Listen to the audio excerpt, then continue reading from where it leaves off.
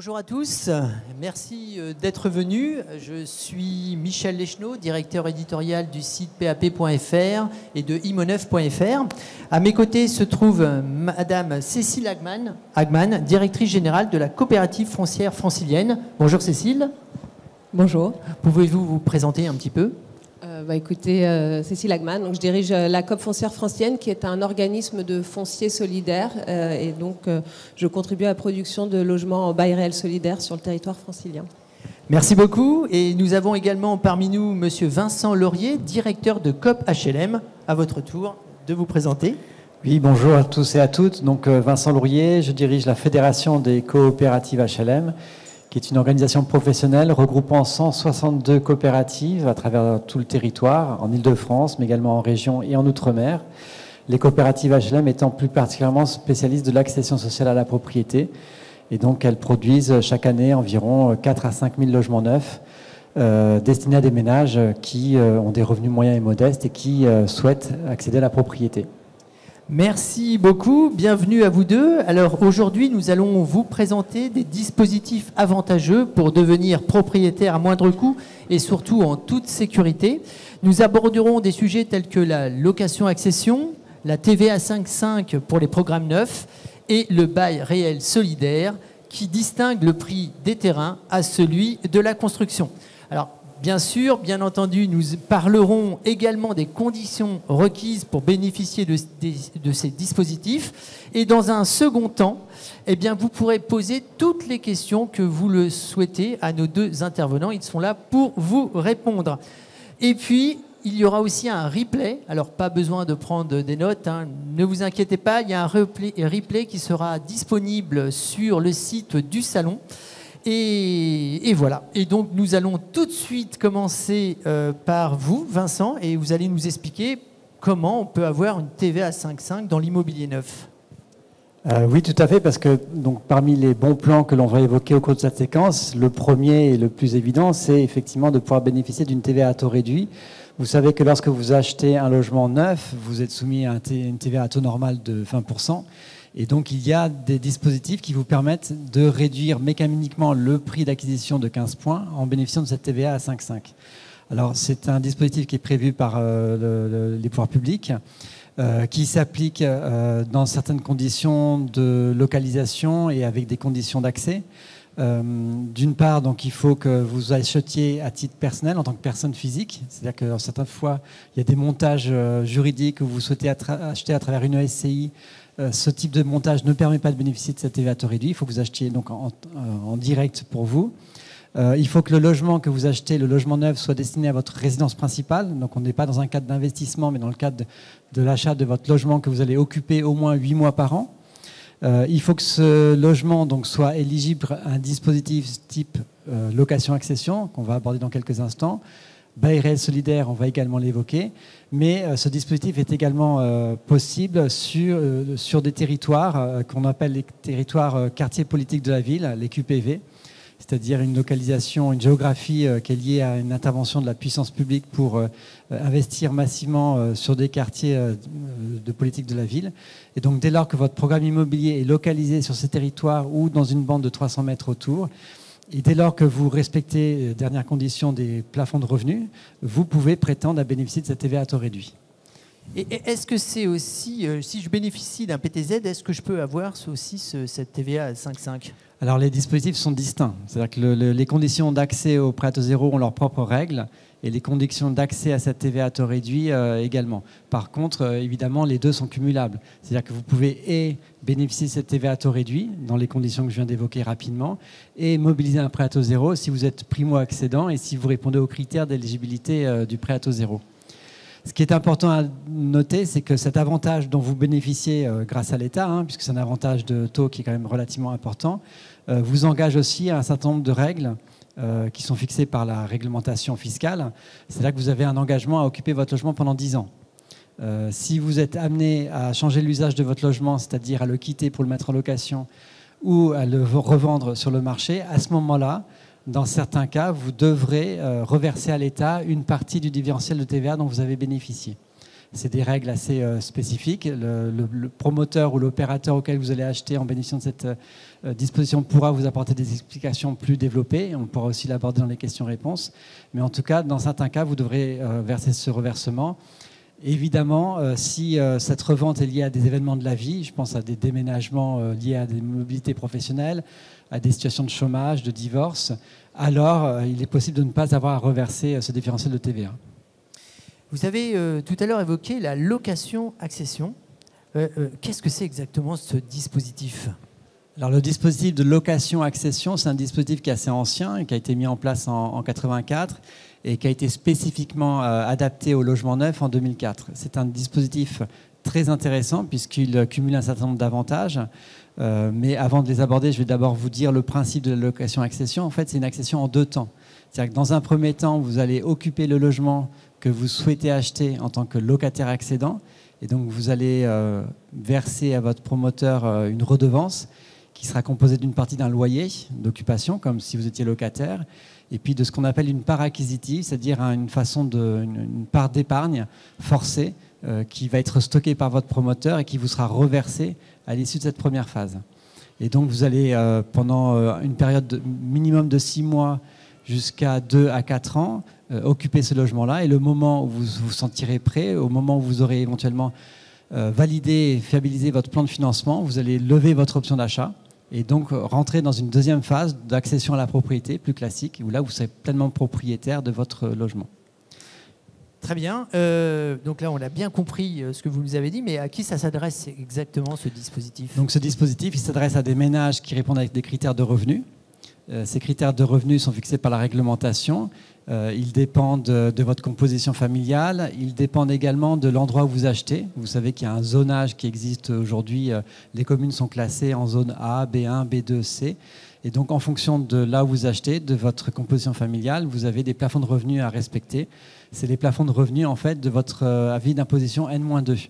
Donc, vous prenez votre avis d'imposition 2022, vous le comparez par rapport au barème qui est disponible sur cette brochure qui est à disposition au village de l'accession sereine dans ce salon, et vous regardez si vous êtes éligible ou pas au dispositif PSLA. D'accord. On a très bien compris qu'il faut qu'on ait, évidemment, il y a des critères pour être éligible à ce dispositif. Vous avez évoqué aussi qu'à un moment, on peut racheter, en tout cas, on devient donc propriétaire, on va racheter. Mais à quel moment devient-on réellement propriétaire de ce bien ? Alors, c'est au moment de la levée d'option. C'est-à-dire qu'effectivement, après la première phase, vous manifestez votre souhait de devenir pleinement propriétaire et donc vous passez chez le notaire et vous devenez propriétaire à plein et entier de votre logement et vous pouvez en disposer comme vous le souhaitez, à ceci près que comme vous avez bénéficié d'une TVA à taux réduit, vous avez la même règle qui s'applique ici par rapport à celle que je vous ai expliquée il y a quelques instants en termes de reversement. Ce qui est important à savoir, c'est que c'est un dispositif extrêmement sécurisé parce que dans le contrat de vente, l'opérateur qui vous a vendu le logement s'engage pendant 15 ans à vous racheter le logement si vous connaissiez des difficultés personnelles ou professionnelles, donc à un prix convenu d'avance, et ou jusqu'à vous reloger si vous n'aviez pas d'autre solution pour rebondir dans vos difficultés. Cet opérateur, donc, il est vraiment à vos côtés pendant 15 ans et il vous assure que vous allez réussir votre parcours d'accession et que si vous aviez des difficultés, il y aurait une solution. Vous pouvez choisir une autre solution qui est de revendre le logement sur le marché, et tant mieux si ça fonctionne. Mais dans certains nombre de cas, ça peut être compliqué pour vous et donc l'opérateur, il est là pendant 15 ans pour vous assurer le succès de votre parcours d'accession. Il y a un point que j'ai oublié d'évoquer aussi qui est important dans ce dispositif PSLA, c'est que non seulement vous bénéficiez d'une TVA à taux réduit, mais vous avez aussi également une exonération de la taxe foncière pendant 15 ans. La taxe foncière, ça peut représenter jusqu'à 1 à 2 mois de mensualité. Donc c'est quelque chose qui est important, qui est une charge importante quand on devient propriétaire. Dans le cadre de la location-accession, il y a une exonération qui est prévue de fait et qui vous allège donc les charges pendant les premières années d'occupation de votre logement. Et vous évoquez aussi l'idée qu'on peut revendre aussi le logement. Si je le revends, est-ce que j'ai une plus-value ? Est-ce que je peux faire une plus-value sur ce genre de dispositif ou pas du tout ? C'est encadré ? Alors, la revente est libre. Il n'y a pas de règle a priori dans la revente possible de ce logement. Il se peut parfois qu'en fonction de la façon dont l'opération a été montée, notamment lorsque les collectivités, les communes ont pu favoriser le développement de ces opérations, que dans votre contrat de vente, il y ait des clauses qu'on appelle des clauses antispéculatives qui encadrent les conditions de revente. Ça n'est pas systématique, ça va dépendre des conditions de montage de vos opérations. Mais le principe et le fait majoritaire, c'est que généralement, vous n'avez pas de règles à respecter en cas de revente. D'accord, très bien. Écoutez, on a tout compris, en tout cas la location-accession. Merci beaucoup. On va maintenant passer avec vous, Cécile, et on va parler du bail réel solidaire. Est-ce que vous pouvez un peu nous expliquer comment ça fonctionne, le bail réel solidaire ? Tout à fait. Alors, le bail réel solidaire, c'est le petit dernier produit de l'accession sociale et sécurisée. Il y a beaucoup d'éléments que vient de nous présenter Vincent Lourier qu'on va retrouver dans le bail réel solidaire. La particularité du bail réel solidaire, c'est qu'il y a un système de dissociation de propriété. Donc c'est des termes juridiques un peu complexes, mais le ménage va acheter des droits sur ses logements et va louer auprès d'un organisme de foncier solidaire, va payer une redevance mensuelle à cet organisme de foncier solidaire pour la mise à disposition du foncier. C'est en gros la particularité du bail réel solidaire. Ça nous permet de produire et de commercialiser des logements à des prix qui sont très sensiblement inférieurs au prix du marché, entre 25 et 40% en Île-de-France, pour l'essentiel de notre offre. Ça a pour les ménages les mêmes conditions d'entrée. Il faut être sous les plafonds de ressources au moment où vous achetez ou vous réservez le logement. Mais il y a des conditions assez différentes sur les sorties et sur les niveaux, sur le moment de la revente. D'accord. Et vraiment, quel est le principal avantage du BRS? S'il n'y en avait qu'un, lequel ce serait? Alors, ça dépend de quel point de vue, du point de vue des acquéreurs. Je pense que le principal, l'avantage de l'accession sociale de manière générale et que permet particulièrement le BRS, c'est de devenir propriétaire dans des territoires très attractifs, très tendus, à des prix qui vont être, voilà, je pense, aux alentours de 30 à 40% en dessous des prix du marché. Donc ça, c'est l'avantage premier. C'est un produit qui est un produit d'accession à la propriété. Vous êtes propriétaire, vous allez avoir un prêt auprès d'une banque. C'est un produit qui offre une particularité par rapport au produit que vient de présenter Vincent, c'est que c'est un produit qui s'engage dans le temps long, c'est-à-dire vraiment de manière éternelle finalement, à ce que le logement reste accessible à des ménages sous plafond de ressources et que finalement à aucun moment on puisse le revendre au prix du marché. Donc en fait le BRS, contrairement à d'autres produits, c'est pas peut-être, il y a forcément une clause anti-spéculative qui est dans le contrat de départ, c'est-à-dire que le ménage s'engage à l'acheter à un prix relativement bas et il s'engage à le revendre en faisant une plus-value, mais une plus-value qui va être encadrée par l'organisme de foncier solidaire et qui va nous permettre de nous assurer que ce logement demain restera accessible à d'autres ménages eux-mêmes sous plafond de ressources. Donc le BRS, c'est le premier produit qui existe en France d'accession sociale perpétuelle à la propriété. C'est-à-dire que ce sera un logement perpétuellement accessible à des ménages sous plafond de ressources. Et c'est ça la grande innovation de ce produit. Et pour assurer que de génération en génération, les logements qu'on produit aujourd'hui soient vendus avec une décote extrêmement forte par rapport au prix du marché, eh bien, on a recours à ce système de dissociation avec un organisme de foncier solidaire qui achète un foncier, qui en garde la propriété et qui cède ses droits à des ménages qui vont pouvoir occuper les logements à titre de résidence principale et les revendre à tout moment. Là, il n'y a plus cette question de je reverse le différentiel de TVA parce que de toute façon, vous ne pourrez pas le revendre au-dessus d'un certain prix qui est encadré. Ça a l'air bien tout ça en tout cas. Moi j'ai envie de demander aussi, est-ce que ce BRS, est-ce qu'on peut avoir des aides aussi? Est-ce qu'il y a des aides disponibles pour acheter en BRS? Comme tous les produits d'accession sociale à la propriété, donc il y a le bénéfice de la TVA qui est minoré, alors qui n'est pas une aide directe au ménage, qui est dont vous bénéficiez par extension. Ensuite, vous pouvez aller chercher le prêt à taux zéro. C'est un produit qui est éligible au prêt à taux zéro, donc avec toujours les conditions, enfin, c'est les ménages qui sont éligibles au prêt à taux zéro d'ailleurs, et avec les conditions du prêt à taux zéro. C'est un produit qui permet d'avoir un certain nombre parfois de soutiens financiers de type prime à l'accession sociale, mais essentiellement, il y a un prix de vente et un prix d'acquisition pour le ménage qui est moins élevé, le recours au prêt à taux zéro qui permet quand même d'alléger assez fortement la charge de l'emprunt.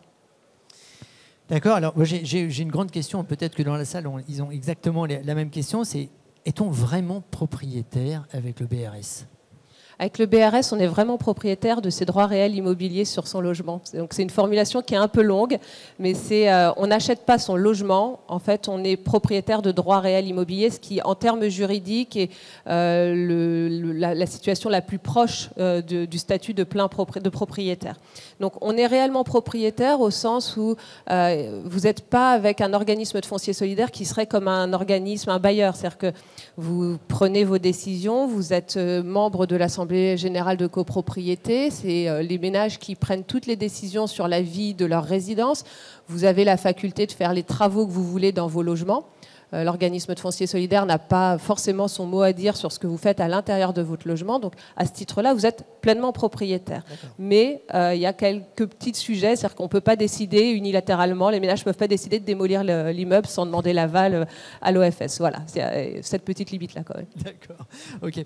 Et est-ce que lorsque j'achète donc en BRS, est-ce que je peux transmettre ce bien-là à mes enfants, par exemple ? Oui, ce sont des droits qui sont transmissibles.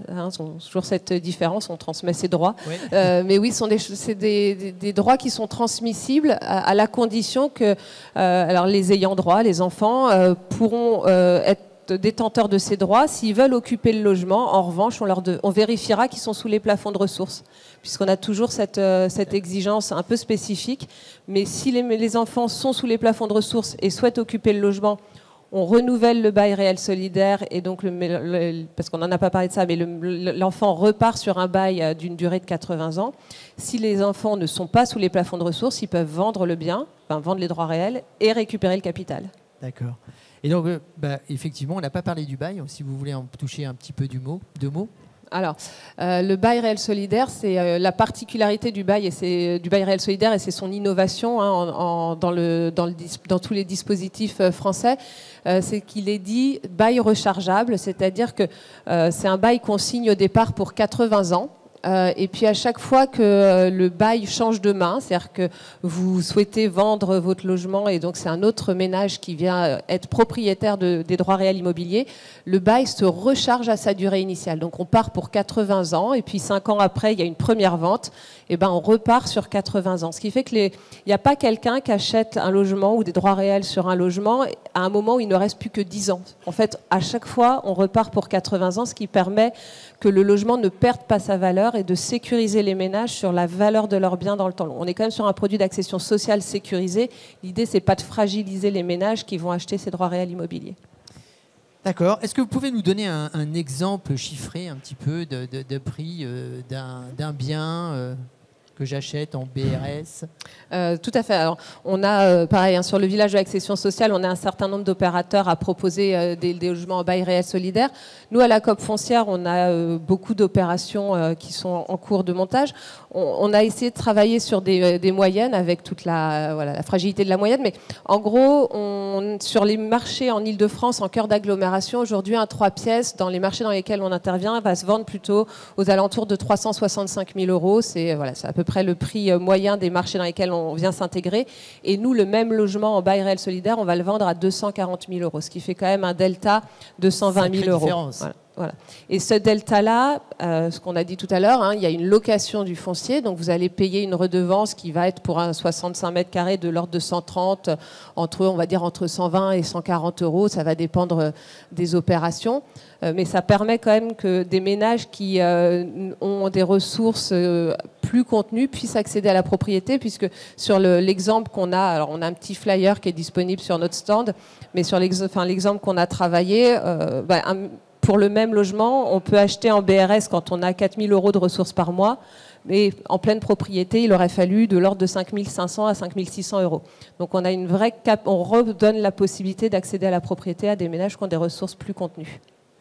Et si donc je veux bénéficier de ce BRS, il faut que j'aille voir qui? Comment je fais? Comment ça se passe? Alors, il faut que vous alliez voir ces 4 personnes au premier rang qui rigolent beaucoup. Il faut que vous veniez nous voir sur le village de l'accession sociale. On a 6 stands, plus le stand de la Fédé des coopératives. Si vous voulez de l'information sur le BRS, le stand de la Fédé des coop ou le stand de la coop foncière, on pourra vous informer. Si vous voulez vous renseigner de manière plus précise sur des programmes, vous avez 5 opérateurs d'accession sociale qui sont là et qui vendent et qui ont tous aujourd'hui une offre de logement en BRS sur toutes les communes d'Île-de-France, essentiellement sur la petite couronne, mais on est aussi beaucoup en Seine-et-Marne, on est un peu dans les Yvelines, enfin, on est vraiment présent sur tous les départements. Je pense que l'Essonne étant aujourd'hui le territoire le moins pourvu en BRS. Merci pour tous ces renseignements. Vincent, vous voulez nous dire encore 2 mots sur la location-accession? Si vous voulez essayer de nous vendre la location-accession. Alors, la location-accession, vous l'avez compris, c'est un dispositif extrêmement intéressant. Malheureusement, je dois par honnêteté vous dire qu'en Ile-de-France, l'offre en location-accession est en réduction, compte tenu des coûts de construction, compte tenu des difficultés de montage de ce type d'opération, puisque je ne l'ai pas évoqué, mais c'est un produit administré comme le bail réel solidaire, et les opérations PSLA doivent respecter des plafonds de prix de vente, et que le respect de ces plafonds de prix de vente est de plus en plus difficile en Ile-de-France. Et donc, de ce fait, l'offre majoritaire en Ile-de-France est plutôt une offre en bail réel solidaire. Néanmoins, il reste quelques opérations en location-accession, et donc je vous invite à venir sur le village de l'accession sereine. Mais c'est un dispositif qui conserve quand même un vrai atout et qui se développe plus facilement dans nos régions, en province, où là, vous trouverez une offre beaucoup plus importante. Je me permets de rajouter un point important aussi, c'est parce qu'on a parlé des dispositifs. Il y a aussi la question du financement qui est quand même un peu le nerf de la guerre. Il faut savoir qu'à partir du 1er avril, le prêt à taux zéro évolue. Il évolue dans le bon sens, dans le sens où il pourrait, en fonction de vos revenus, financer plus de votre opération que ce qu'il faisait jusqu'à présent. Et puis, en ce qui concerne les dispositifs dont je viens de parler, PSLA, bail réel solidaire, accession dans les quartiers politiques de la ville, le prêt à taux zéro reste actif sur l'ensemble du territoire, y compris en maison individuelle, alors même que si vous écoutez un peu les médias, on parle de la restriction du prêt à taux zéro qui ne financerait plus que des appartements dans les zones A et B1, ce qui est faux pour ce qui concerne le PSLA, et le BRS et les QPV. Pour ces 3 dispositifs, le prêt à taux zéro reste valable sur l'ensemble du territoire français et pour l'ensemble des logements, que ce soit des maisons individuelles ou des appartements. Vous avez dit 1er avril, il faut attendre pourquoi le 1er avril? Pourquoi le 1er avril? C'est une bonne question. Ça fait un petit peu poisson d'avril. Voilà, mais c'est l'administration qui a mis un peu de temps à rédiger les textes d'application de la loi de finances pour 2024. Et pour laisser aussi le temps aux établissements bancaires d'adapter leur informatique, la date du 1er avril a été retenue par le ministre du Logement. Cécile, vous vouliez rajouter quelque chose avant de passer aux questions? Peut-être on a parlé Vincent a parlé tout à l'heure de l'exonération de taxes foncières sur la propriété bâtie.